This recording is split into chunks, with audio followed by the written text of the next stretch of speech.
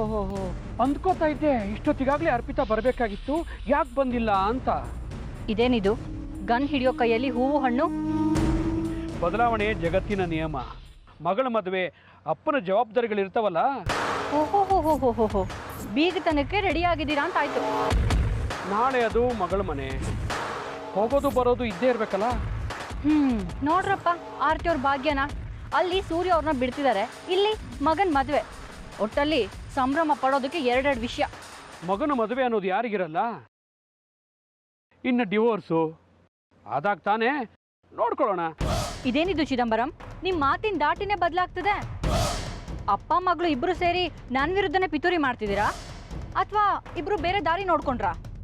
ಇಲ್ವಲ್ಲ, ಮನೆ ವಿಷಯ ಹೊರಗಿನವ್ರ ಬಾಯಿಗೆ ಬಿದ್ದಾಗ ಬೇಜಾರಾಗತ್ತೆ ಅಷ್ಟೇ. ಅಂದ್ರೆ ನಾನು ಹೊರಗಿನವಳ? ಹಾಗಲ್ಲ, ನಿನಗೆ ಸುದ್ದಿ ಬಂದಿರೋದು ಹೊರಗಿನವರಿಂದ ತಾನೆ. ಆ ವಿಷಯ ಬಿಡಿ, ಹಾಳಾಗಿ ಹೋಗ್ಲಿ. ಈಗ ನಮ್ಮ ಮುಂದಿನ ಹೆಜ್ಜೆ ಏನು?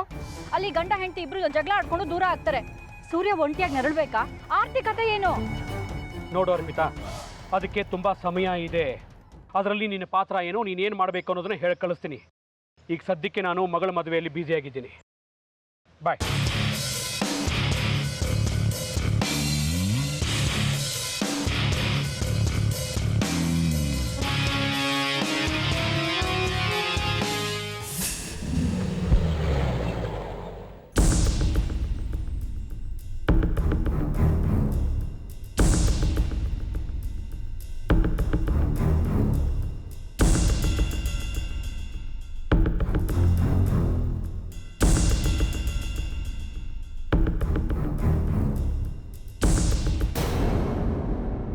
ಅರೆ ನೀವಾ? ಬನ್ನಿ ಒಳಗೆ. ನಿರೋಷಾ, ನಿಮ್ಮ ತಂದೆ ಬಂದಿದ್ದಾರೆ. ದಿರೋಷ ಇಲ್ಲ ಕಡೆ, ಶಾಪಿಂಗ್ ಹೋಗಿದ್ದಾಳೆ.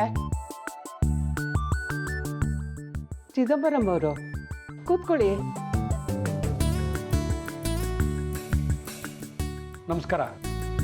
ಚಿದಂಬರಂ ಅಂತಿದ್ದೀರಾ? ಬೀಗ್ರೆ ಅನ್ನಿ. ನಾವು ಹಾಗೆ ಕರೀದೇ ಹೋದ್ರು ನೀವು ನಮ್ಮ ಬೀಗ್ರೆ. 16ಕ್ಕೆ ಮದುವೆ ಗೊತ್ತು ಮಾಡಿದ್ದೀರಾ ಅಂತ ಗೊತ್ತಾಯಿತು. ಹೌದು, ನಾವು ನಿಮಗೆ ಫೋನಿಗೆ ಟ್ರೈ ಮಾಡಿದ್ವಿ, ರೀಚ್ ಆಗಿಲ್ಲ. ಹೌದು, ನಾನು ಬಿಸ್ನೆಸ್ ಟ್ರಿಪ್ಗೆ ಹೊರಗೆ ಹೋಗಿದ್ದೆ, ಹಾಗಾಗಿ ಸಿಕ್ಕಿರ್ಲಿಕ್ಕಿಲ್ಲ. ನಾನು ನಿರೋಷಾ ಫೋನ್ ಮಾಡಿದಾಗ ಹೇಳಿದ್ಲು. ನನಗೆ ನಂಬಿಕೆ ಇತ್ತು ನೀವು ಅವಳನ್ನ ಬಿಟ್ಕೊಡಲ್ಲ ಅಂತ. ನಮ್ಮ ಆದಿ ಖುಷಿಗೋಸ್ಕರ ನಮ್ಮ ಆರ್ತಿ ಏನು ಬೇಕಾದರೂ ಮಾಡ್ತಾಳೆ. ನಿರೋಷನು ತುಂಬ ಒಳ್ಳೆ ಹುಡುಗಿ. ನಿಮ್ಮ ಮಡಲಿಗೆ ಹಾಕ್ತಾ ಇದ್ದೀನಿ. ನನಗೆ ಗೊತ್ತು ನೀವು ಚೆನ್ನಾಗಿ ನೋಡ್ಕೋತೀರಾ ಅಂತ.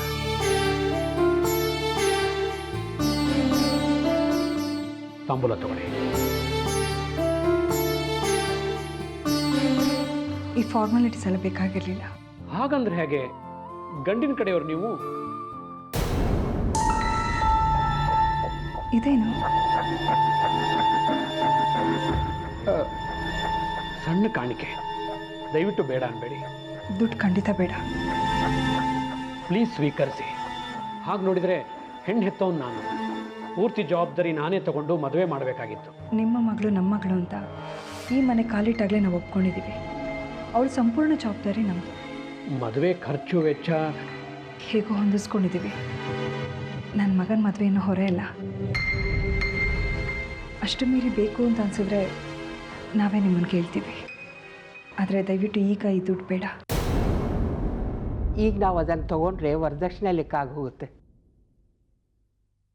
ಪ್ಲೀಸ್, ನಮ್ಮ ಸ್ವಾಭಿಮಾನಕ್ಕೆ ಪೆಟ್ಟು ಕೊಡಬೇಡಿ. ಆಯಿತು.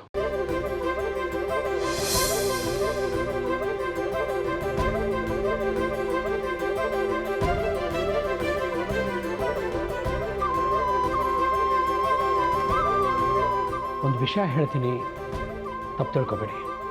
ಹೇಳಿ. ನನ್ನ ಮಗಳು ನಿಮ್ಮ ಮನೆ ಸೊಸೆ ಆಗೋಳು. ನಿಮ್ಮ ಮನೆ ಮರ್ಯಾದೆ ಬಾಧ್ಯತೆ ನನಗೂ ಸೇರಿದ್ದು ಅನ್ನೋ ಕಾರಣಕ್ಕೆ ಹೇಳ್ತಾ ಇದ್ದೀನಿ.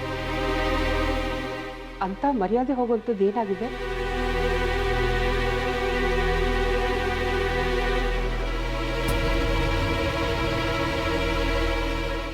ನನ್ನ ಮಗಳ ಮದುವೆ ಕರೆಯೋದಕ್ಕೆ ಅಂತ ಸುಮಾರು ಫ್ರೆಂಡ್ಸ್ನ ಭೇಟಿ ಮಾಡಿದ್ದೆ. ಸೂರ್ಯ ಆರತಿ ಮಗನಿಗೆ ನನ್ನ ಮಗಳನ್ನ ಕೊಡ್ತಿದ್ದೀನಿ ಅನ್ನೋ ಹೆಮ್ಮೆ ನನಗೆ. ಆದರೆ ನೀವಿಬ್ಬರು ಬೇರೆ ಆಗ್ತಿದ್ದೀರಾ ಅಂತ ತುಂಬ ಕೇವಲವಾಗಿ ಮಾತಾಡಿದರು. ಈ ವಯಸ್ಸಿನಲ್ಲಿ ಡಿವೋರ್ಸ ಅಂತ? ಆಡ್ಕೊಳ್ಳೋ ಜನ ಹೇಗಿದ್ರು ಆಡ್ಕೋತಾರೆ ಬಿಡಿ. ನಿಜ. ಆದರೆ ಆಡ್ಕೊಳ್ಳೋರ ಮುಂದೆನೇ ಎಡವಿದ್ರೆ ಸುಮ್ಮನೆ ಬಿಡ್ತಾರಾ? ನಾವೇ ಅವಕಾಶ ಕೊಟ್ಟು ಅವನದ್ದು ಕೇಳೋಕ್ಕಾಗತ್ತಾ? ನಮಗೂ ಬೇರೆ ಆಗಲಿ ಅನ್ನೋದೇನೂ ಇಲ್ಲ, ಆರ್ತಿಗೂ ಇಲ್ಲ. ಪರಿಸ್ಥಿತಿ ಏನು ಮಾಡೋದು ಹೇಳಿ? ಹೌದಾ? ಈ ವಿಷಯ ನನಗೆ ಗೊತ್ತಿರಲಿಲ್ಲ. ಇಬ್ಬರಲ್ಲಿ ಒಬ್ಬರು ಒಪ್ಪಿಗೆ ಇಲ್ದಿದ್ರು ಮ್ಯೂಚುವಲ್ ಡಿವೋರ್ಸ್ ಆಗಲ್ವಲ್ಲ? ಒಪ್ಪಿಗೆ ಇಲ್ಲ ಅಂತ ಹೇಳೋ ಸ್ಥಿತಿಲೂ ಇಲ್ಲ, ಹಾಗಾಗಿದೆ. ಆರ್ತಿ ಹೇಳೋದನ್ನು ಕೇಳೋಕೆ ತಯಾರಿಲ್ಲ ಸೂರ್ಯ. ಹೌದಾ? ಅವ್ರು ಕೊಡ್ತಿದ್ರೇನು? ಮಾತಾಡೋ ಹೋಗಿ ನಾವು ಮಾಡೋಣ. ಅರ್ಥ ಆಗಲಿಲ್ಲ. ಮುಖತ ಮಾತಾಡದೇ ಇರೋರಿಗೆ ಮಧ್ಯವರ್ತಿನ ಬಳಸ್ಕೊಂಡ್ರಾಯ್ತು. ಯಾವ ಮಧ್ಯವರ್ತಿನೂ ಸೇರಿಸ್ತಾನೇ ಇಲ್ಲ ಅವರು. ಪಾಪ ನಿರೋಷನೇ ಹೋಗಿದ್ಲು ಮಾತಾಡ್ತೀನಿ ಅಂತ. ನಾವು ಯಾರೂ ಬೇಡ, ಮೀಡಿಯಾ ಮೂಲಕ ಅವ್ರನ್ನ ತಲುಪೋಣ.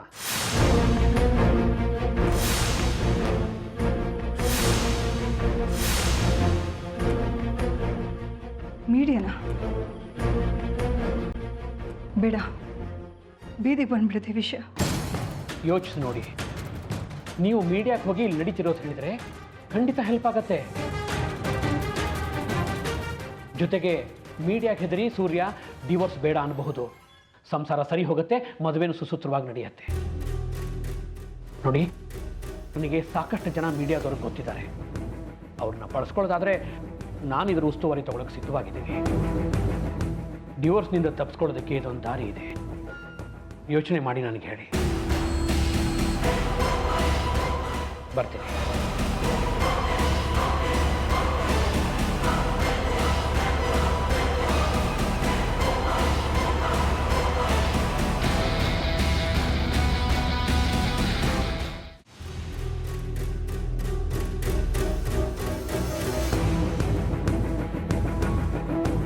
ಅದೇ ನಡಿ, ನಾವು ಹೋಗೋಣ. ಎಲ್ಲಿ ಹೋದ್ರೂ ಬಂದು ಒಕ್ಕರ್ಸ್ಕೊಂಡ್ಬಿಡ್ತಾರೆ, ನೆಮ್ಮದಿ ಅನ್ನೋದೇ ಇಲ್ಲ. ಜಾಹ್ನವಿ, ಜಾಹ್ನವಿ, ಯಾರಪ್ಪ ಅದು ನಮ್ಮ ಮನೆಗೆ ಬಂದು ಜಾಹ್ನವಿ ಹೆಸರು ಕರೀತಾ ಇರೋದು? ಓ, ಸೂರ್ಯ ಆರತಿ ದಂಪತಿಗಳು